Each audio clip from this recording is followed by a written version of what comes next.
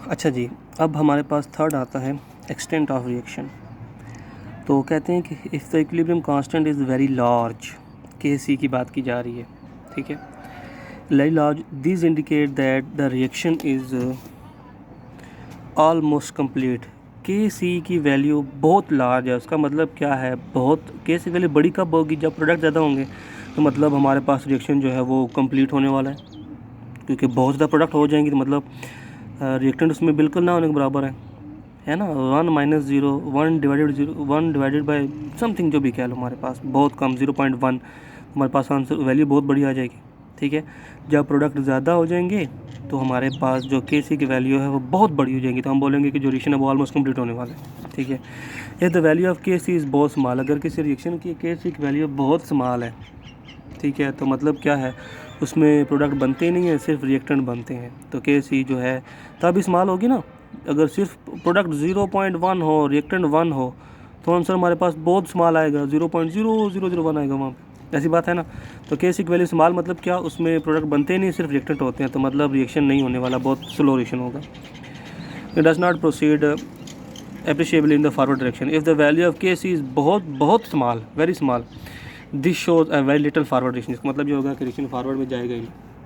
बात पहले पढ़ी, आप लोग इस तरीके से एक्सटेंट बता सकते हो, ये बता सकते हो कि रिएक्शन होगा या नहीं होगा। अगर कोई रिएक्शन की के सी की वैल्यू बहुत ज़्यादा हो किसी रिएक्शन की, मतलब ये है कि रिएक्शन फॉरवर्ड में जाएगा, बहुत जल्दी जाएगा और बड़ा आसानी से रिएक्शन होता है वाला। अगर किसी के सी की वैल्यू थोड़ी स्मॉल हो तो मतलब ये है कि रिएक्शन इतना फिजिबल नहीं, बहुत कम होता है। अगर किसी की के सी की वैल्यू बहुत स्मॉल है, बहुत ज़्यादा स्मॉल है, मतलब वो फॉरवर्ड में जाता ही नहीं है, बहुत कम जाता है, ठीक है। आगे दिया हुआ है equilibrium constant for the decomposition of ozone to oxygen is 10⁻55 at 25 degree Celsius.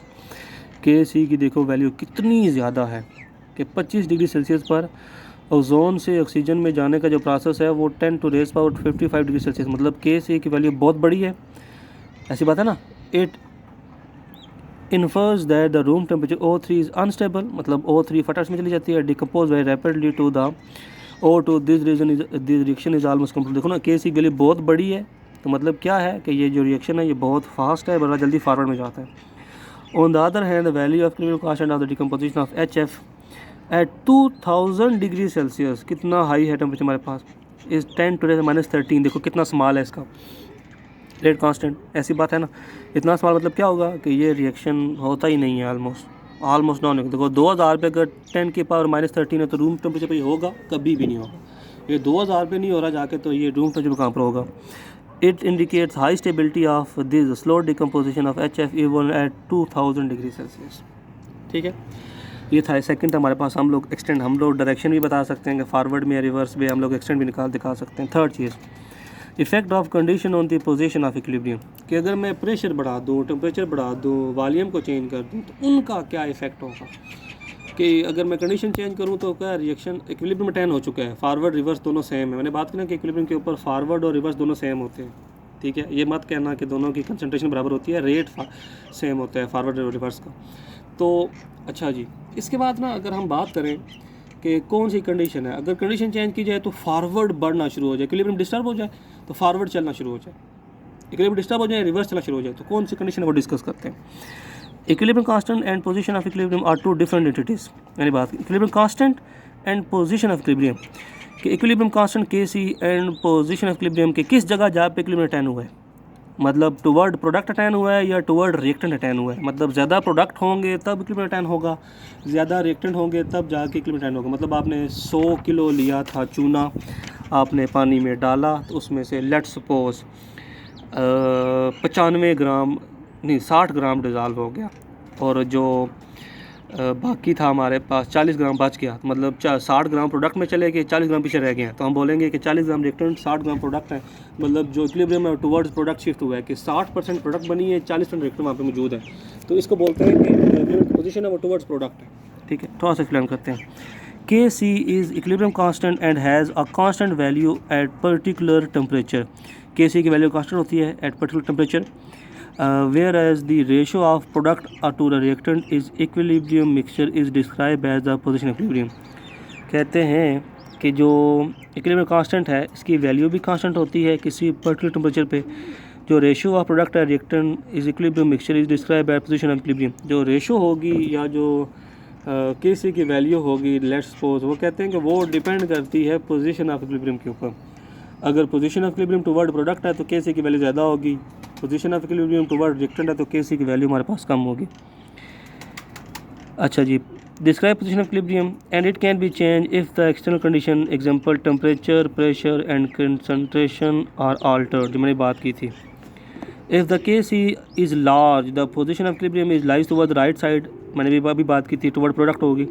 And if small the position of equilibrium it lies the left side on the reversible reaction. Okay, बात क्लियर। रिवर्स, ये हम अभी सारा reversible reaction ये discuss कर रहे हैं, हमने इरिवर्सिबल का सिर्फ पहला पेज डिस्कस किया था बस। अच्छा जी, chemist are interested in finding the best condition to obtain maximum yield of the product in reversible reaction. हमारा तो ये पर्पज़ होता है ना कि हम रिएक्शन को जल्द हमारा जो होती है ना, क्या नाम है, इंडस्ट्रीज या हमारा भी, हमारी कोशिश होती है कि रिवर्सिबल रिएक्शन हो ही ना, टोटल इरिवर्सिबल हो। मतलब जब हम किसी प्रोडक्ट को प्रिपेयर कर रहे हैं उस केस में हमारी जो मेजॉरिटी थिंकिंग होती है, जो डिज़ायर होती है कि हमने 2 मोल रिएक्टेंट के डाले, 2 मोल दूसरे रिएक्टेंट डाले तो हमारे पास 4 मोल बन जाए, प्रोडक्ट की बात खत्म, बस काम खत्म। ठीक है, ऐसा नहीं है कि हमारे पास कुछ रिवर्सिबल हो, हमें से काफ़ी लॉस होता है। तो साइंटिस्ट ने बहुत काम किया इसके ऊपर कि रिएक्शन को रिवर्सिबल से हटाकर उसको सिर्फ फॉरवर्ड में किया जाए। ये उन्होंने बात की, shifting position of equilibrium towards forward. For this reaction we have discuss an important principle in this respect, for example Le Chatelier principle. तो अब हम इस लेक्चर में ली शैटले प्रिंसिपल डिस्कस करेंगे और उम्मीद करेंगे कि ली शैटले प्रिंसिपल हमारा सारा ख़त्म हो जाए। पूरी कोशिश करूँगा इस चीज़ को, ठीक है, लेकिन समझा के चलेंगे, आगे जान नहीं छुड़ाएंगे इससे। अच्छा जी, है क्या कहता कि Le Chatelier principle study the effect of concentration, pressure and temperature on the equilibria. इस बंदे ने पढ़ा था कि इक्विलिब्रियम के ऊपर टेम्परेचर, प्रेशर और कंसंट्रेशन का क्या इफ़ेक्ट होता है। ठीक है, ये चेयर हिल रही है तो थोड़ा सा डिस्टर्बेंस अगर हुई तो मुझे बता दीजिएगा। अच्छा, तो ली शैटले प्रिंसिपल क्या है, उसने क्या काम किया, उसने देखा कि केमिकल इक्विलिब्रियम के ऊपर टेम्परेचर का क्या इफ़ेक्ट होता है। अगर टेम्परेचर चेंज करूँ तो इक्विलिब्रियम राइट साइड पे जाएगा, मतलब प्रोडक्ट बनना शुरू हो जाएंगी या रिएक्टेंट बनना शुरू हो जाएंगे। उसने कंसंट्रेशन को चेंज करके देखा, उसने प्रेशर को चेंज करके देखा। तो हम उन चीज़ों को डिस्कस करेंगे बारी बारी, ठीक है। अच्छा जी, द प्रिंसिपल क्या कहता है, if the stress is applied, stress का बटा मतलब होता है प्रेशर चेंज कर दिया, टेम्परेचर चेंज कर दिया, वॉल्यूम चेंज कर दिया, कंसंट्रेशन चेंज कर दिया, इसको बोलते हैं stress.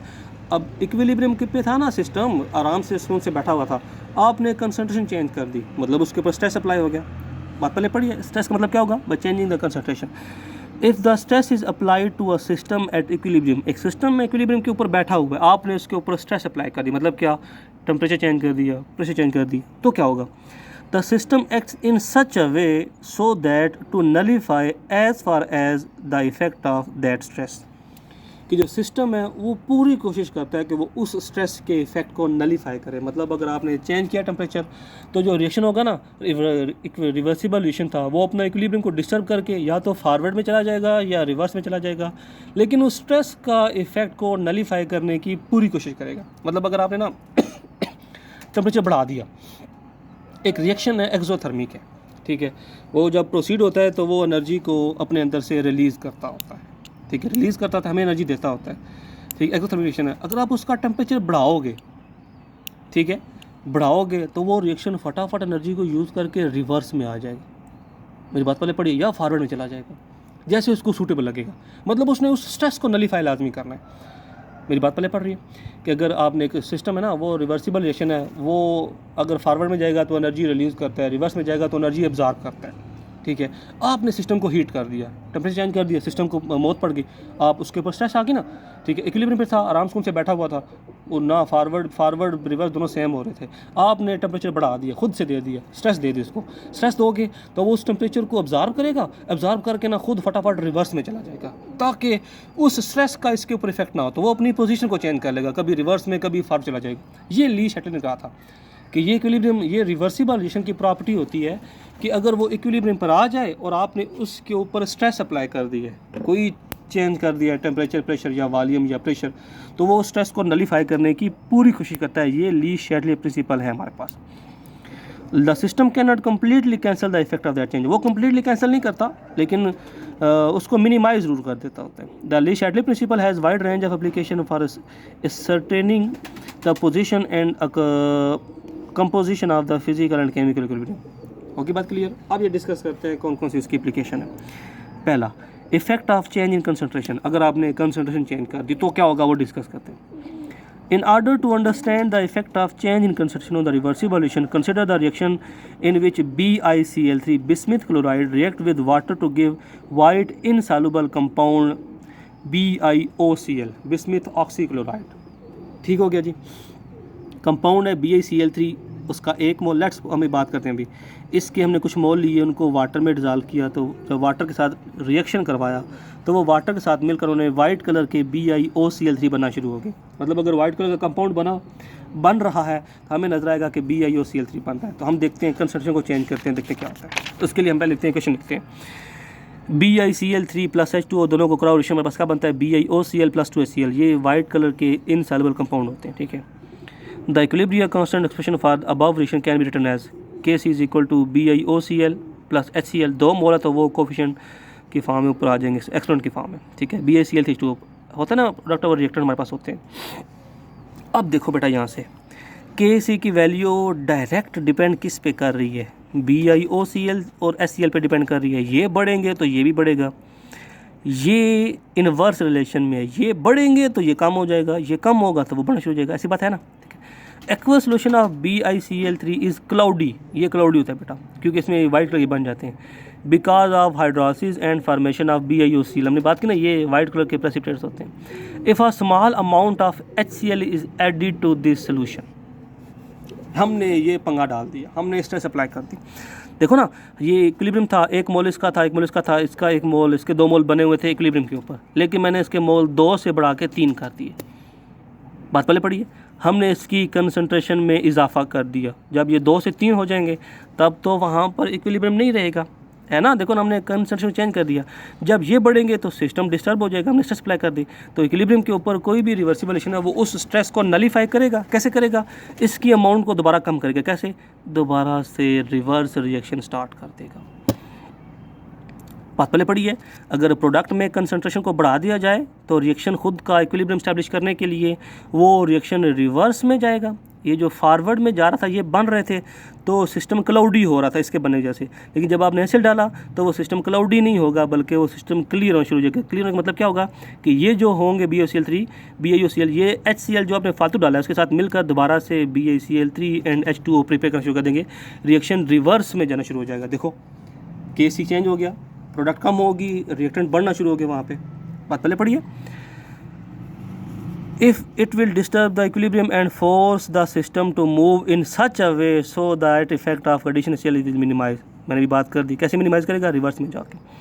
The reaction will move in the backward direction to restore the equilibrium again and clear the solution will be obtained, जो मैंने भी बात की थी।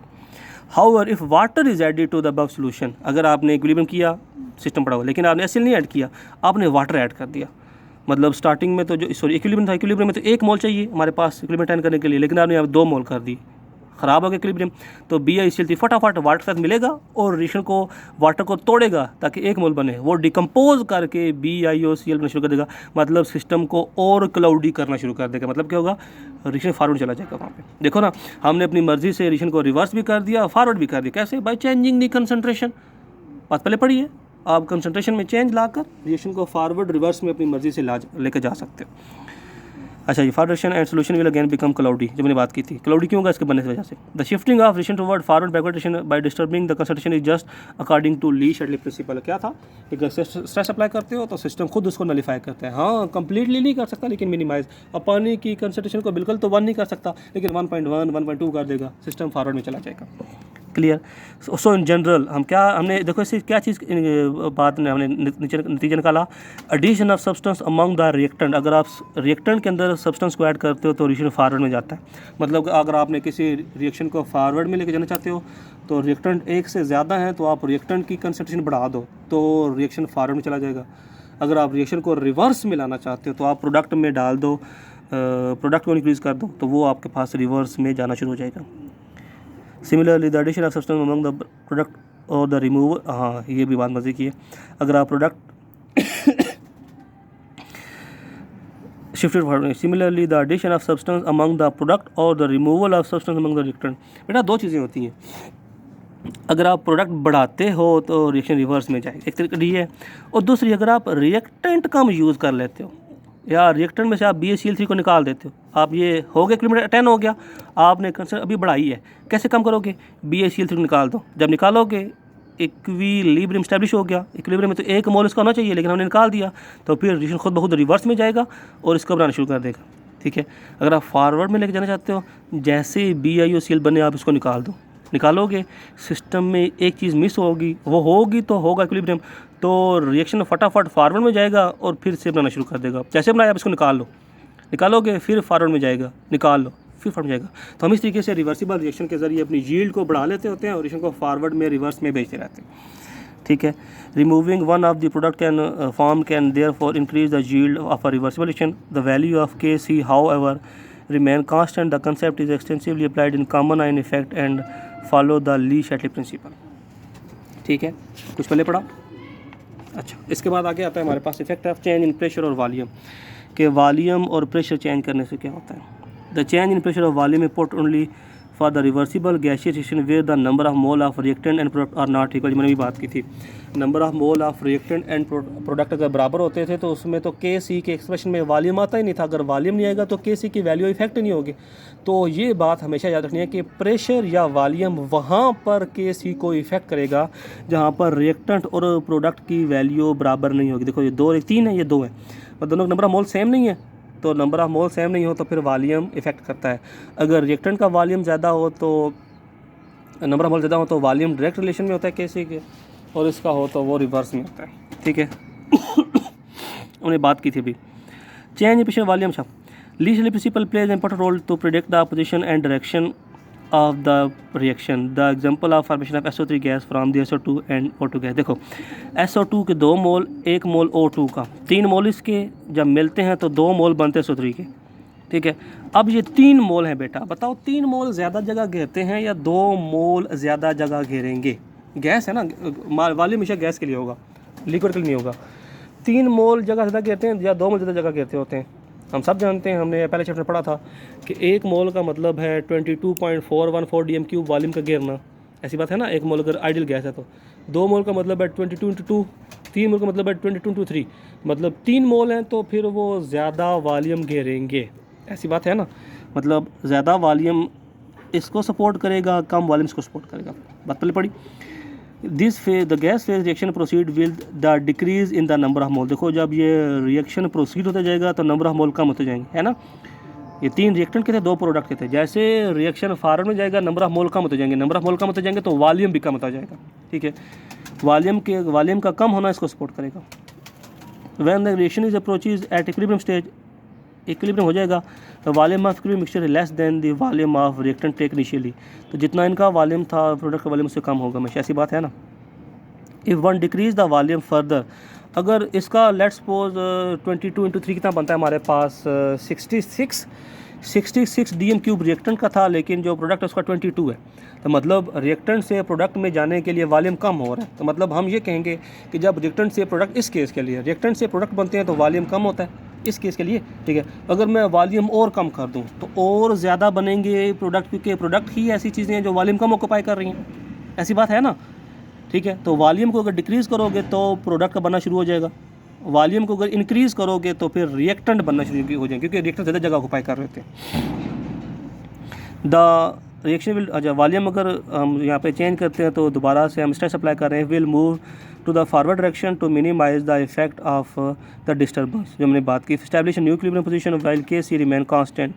The reverse happen when the volume is increase और pressure is decrease at equilibrium stage. आप सब जानते हैं कि वॉल्यूम जब बढ़ता होता है तो प्रेशर डिक्रीज होता है, प्रेशर डिक्रीज करो तो वॉल्यूम बढ़ता है, और प्रेशर इंक्रीज करो तो वॉल्यूम कम होता है। कुछ पहले पढ़ा कि वॉल्यूम बढ़ाओगे तो रिएक्शन रिवर्स में जाएगा क्योंकि रिएक्शन के नंबर ऑफ मोल ज़्यादा है, वॉल्यूम कम करोगे तो प्रोडक्ट बनेंगे क्योंकि नंबर ऑफ मोल कम है। वो क्लियर, ये था हमारे पास की सेकंड एप्लीकेशन। अच्छा जी, इसके बाद हमारे पास जो थर्ड है वो आता है C, quantitative effect of volume on equilibrium position. अच्छा पहले हमने सिंपल बात की ना effect of change in pressure volume, अब बात करते हैं कि कितना इफेक्ट होता है इसके ऊपर।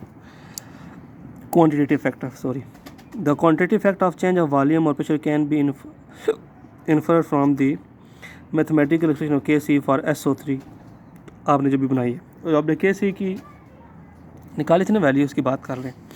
जब रिएक्टेंट के नंबर मौजूदा होंगे तो वी ऊपर इंटरेक्ट में आता होता है। तो 2SO2 + O2 gives us 2SO3।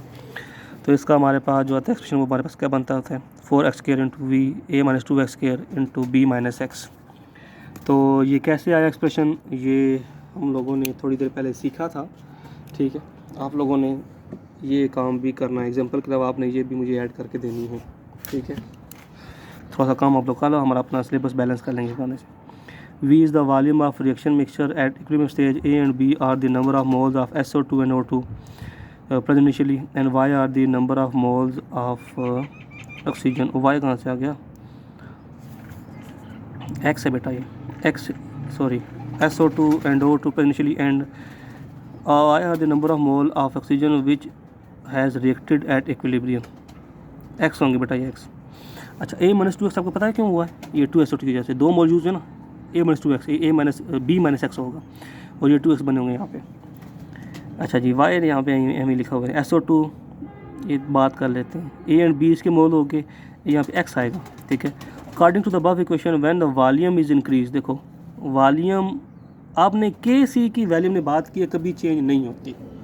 Kc आप जो मर्जी कंडीशन चेंज कर दो, Kc हमेशा कांस्टेंट ही रहता है, ठीक है ना, इसी बात की ना। एट कांस्टेंट टेम्परेचर Kc की वैल्यू टेम्परेचर डिपेंडेंट होती है, ये T की चेंज करने से हो जाती है बस, ठीक है।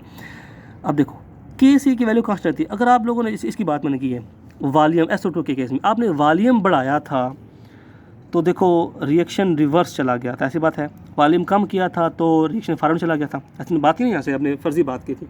अब देखो ये बात प्रूफ भी होगी। देखो X क्या चीज़ है, प्रोडक्ट है, X के है ना, बस बात हमेशा होती है ना, प्रोडक्ट ऊपर होती हैं। अब Kc की वैल्यू सेम रहनी चाहिए। वॉल्यूम अगर आप बढ़ा रहे हो तो डेफिनेटली X को कम होना चाहिए, ठीक है ना। जितना ये वॉल्यूम बढ़े उतना ही X कम होगा, तो Kc की वैल्यू पर फ़र्क नहीं पड़ेगा। मैंने कहा ना Kc हमेशा कांस्टेंट रहती है, लेकिन अगर आप प्रेशर बढ़ाते जाओ तो Kc की वैल्यू भी बढ़ेगी, तो फिर किस चीज़ को कम होना चाहिए ना वहाँ पे, फिर X को कम होना चाहिए वहाँ पे, इस X को, ये जो प्रोडक्ट S है, हमने ये बात की थी, वॉल्यूम बढ़ाने से इसको कम होना चाहिए, ऐसी बात है ना ऐसी बात। और वॉल्यूम कम करने से इसको बढ़ना चाहिए, तो मैं वही बात कर रहा हूँ, वॉल्यूम को कम करो तो फिर इस ऊपर वाले X को बढ़ोगे, तब Kc की वैल्यू सेम रहेगी।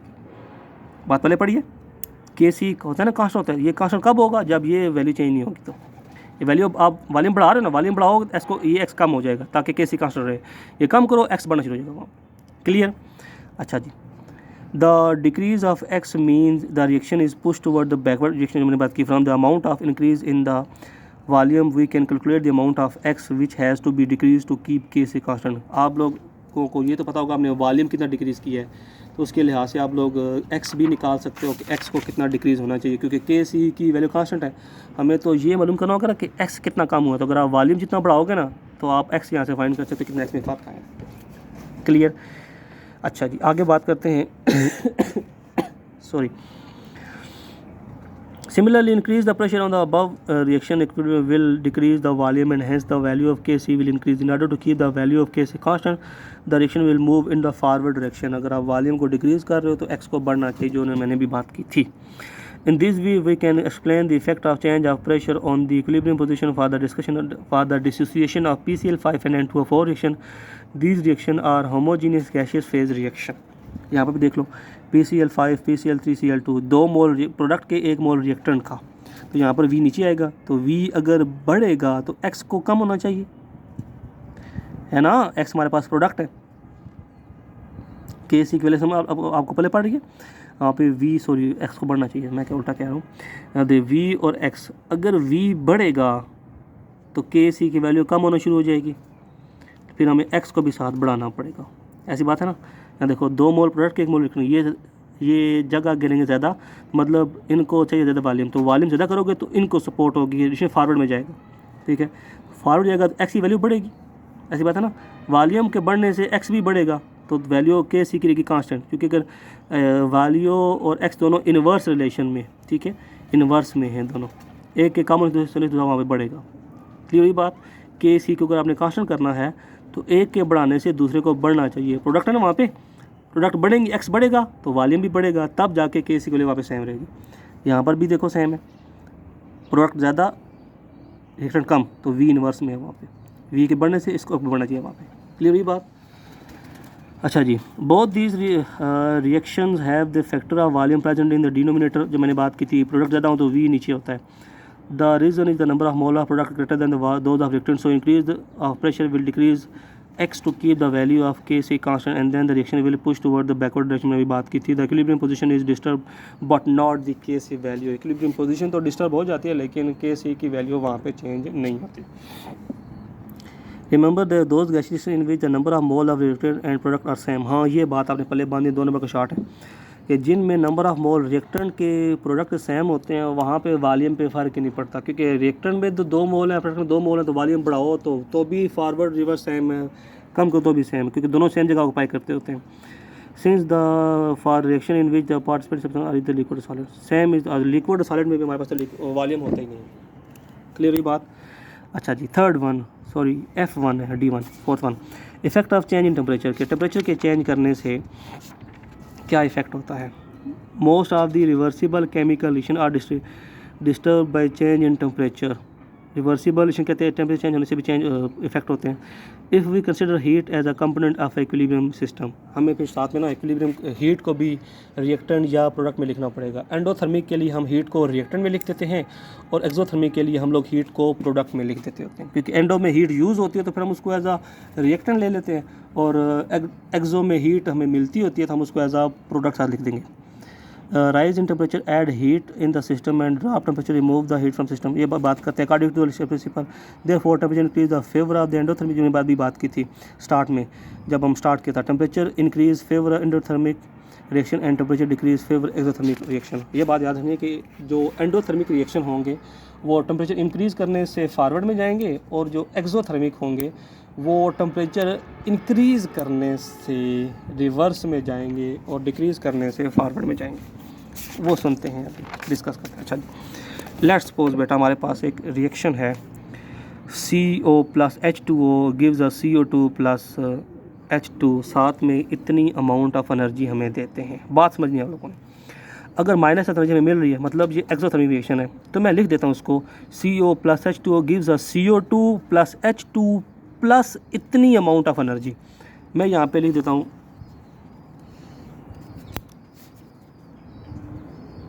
प्लस इतनी अमाउंट ऑफ एनर्जी। ठीक होगी बात? तो मतलब क्या, ये जो एनर्जी एक्सोथर्मिक ना, एक्सोथर्मिक में एनर्जी प्रोडक्ट में होती है, ठीक है, और एंडोथर्मिक में हमारे पास एनर्जी रिएक्टेंट में होती है। अच्छा जी, बात आपको समझ में आई? एंडोथर्मिक में हीट यूज़ होती है, एक्सो में हमारे पास हीट मिलती होती है प्रोडक्ट में। आज बात करते हैं, अभी वही कंसंट्रेशन का लोग दिमाग में रखो। तो कंसंट्रेशन, अब यहाँ पे मैं अगर हीट प्रोवाइड कर दूँ, हीट प्रोवाइड करूँ मतलब ये चीज़ बढ़ती जाएगी। आप प्रोडक्ट में चीज़ बढ़ा रहे हो, प्रोडक्ट में चीज़ बढ़ती है तो क्या होता है, फिर रिएक्शन रिवर्स में जाता होता है। मतलब एक्सोथर्मिक में अगर आप एनर्जी देते हो रिएक्शन को तो फिर रिएक्शन रिवर्स में जाएगा इक्विलिब्रियम मेंटेन करने के लिए। लेकिन अगर आप हीट निकाल लेते हो, हीट मिली, आपने उसमें हीट निकाल ली, बाहर निकाल ली, जब हीट बाहर निकालोगे तो फिर आप लोगों ने इक्विलिब्रियम डिस्टर्ब कर दिया। इक्विलिब्रियम तो तब होगा जब वहाँ पे ये हीट भी शामिल होगी। अब आप हीट निकालोगे, टेम्परेचर कम कर दोगे तो रिएक्शन फटाफट फॉरवर्ड में जाएगा और हीट प्रोड्यूस करेगा। मतलब एक्सोथर्मिक के लिए हीट का कम करना फॉरवर्ड में जाना और हीट का प्रोवाइड करना रिवर्स में जाना है। इसी तरीके से एंडोथर्मिक की बात कर लो। एंडोथर्मिक में हीट रिएक्टेंट में अगर हीट और दोगे और हीट प्रोवाइड करोगे, एनर्जी प्रोवाइड करोगे तो रिएक्शन फॉरवर्ड जाएगा, क्योंकि ये आप बढ़ा रहे हो, डिस्टर्ब कर रहे हो।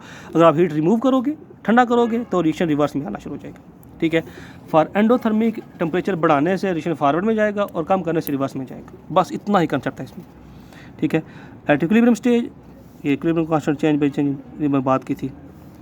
Change keep system at this new temperature, the system will readjust itself so the component of the loss of the heat दस मोर COH2 मॉलिक्यूल, जो मैंने अभी बात की थी। अभी बात आप समझ में आई है मेरी? ये पूरी बहस में ये लिखा हुआ है बस। ठीक हो गया? अब डिस्कस करते हैं। Heat the system and new the system will resist self so the compensate of loss of heat the more CO। अगर आप यहाँ से हीट निकाल लो, टेम्परेचर डिक्रीज़ कर दो, तो ये फॉरवर्ड में जाना शुरू कर देगा।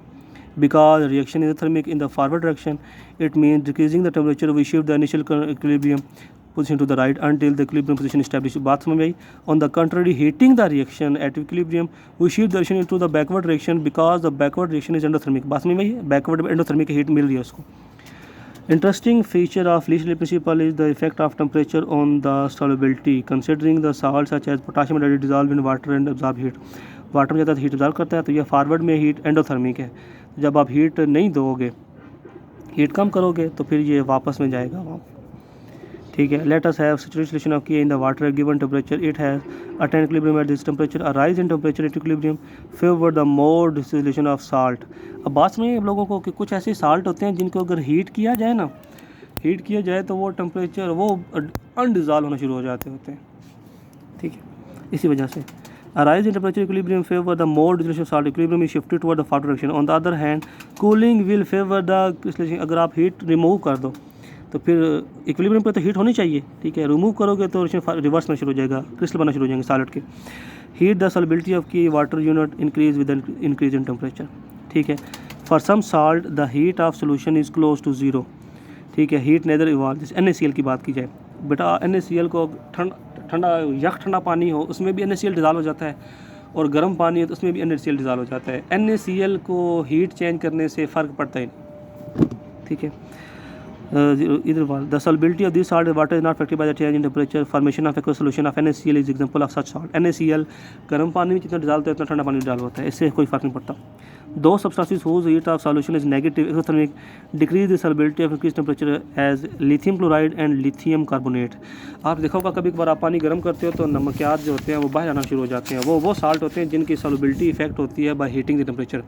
वो जब टेम्परेचर बढ़ाया जाए तो वो अनडिज़ॉल्व शुरू हो जाते होते हैं. लास्ट बात, effect of catalyst on the equilibrium constant. Catalyst क्या काम करता है बेटा? कैटलिस्ट जो होते हैं ना, वो कभी भी रिएक्शन को फॉरवर्ड या रिवर्स में नहीं करते, वो हमेशा इक्विलिब्रियम को अटेन करवाते हैं. आप डालोगे जैसे डालोगे ना कैटलिस्ट, तो कैटलिस्ट ऐसा नहीं करते कि फॉरवर्ड को तेज़ कर दिया, रिवर्स को तेज़ कर दिया. कैटलिस्ट देखेंगे कंडीशन क्या है, उस कंडीशन के लिहाज से बस वो इक्विलिब्रियम को जल्दी अटेन करवाते होते हैं. एक बार रीड कर लेते हैं. In most reversible reaction equilibrium is not always reach with in a suitable short time. Short time में इक्विलिब्रियम नहीं मिलता होता तो हम फिर कैटलिस्ट डालते होते हैं. Catalyst does not effect the equilibrium position. Catalyst equilibrium position को नहीं करता. ऐसा नहीं करता कि फॉरवर्ड कर तेज़ कर दिया, रिवर्स कर दिया, नहीं करता. It increase the rate of both forward and backward reaction and this reduce the time to attain the state of equilibrium.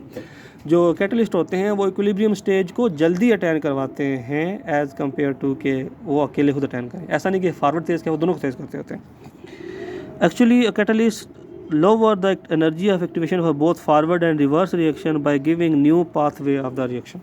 ठीक है. सिंपली ये एक्टिवेशन एनर्जी जो फॉरवर्ड के लिए भी होती है, रिवर्स के लिए होती है, ये उसको लोअर करके फटाफट फॉरवर्ड भी कराते हैं, फटाफट रिवर्स भी कराते हैं और इक्विलिब्रियम को जल्दी अटेन करवा देते हैं.